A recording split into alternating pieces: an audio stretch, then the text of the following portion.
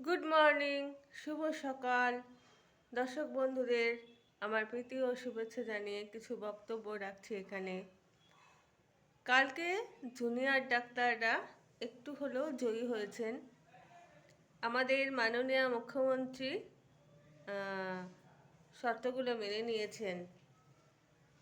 মানতে উনি বাধ্য ছিলেন, কেননা জুনিয়র ডাক্তাররাও কিন্তু একটা গেম খেলেছেন, যেখানে ইন্দিরা জয়সিংকে রিক্রুট করেছেন তাদের হয়ে। আর ইন্দিরা জয়সিং একজন অনেক বড় মাপের লয়ার।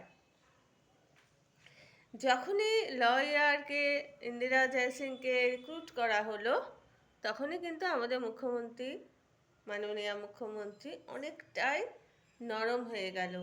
কালকে স্টেনোকে অ্যালাউ করা হলো, যেখানে লাস্টিং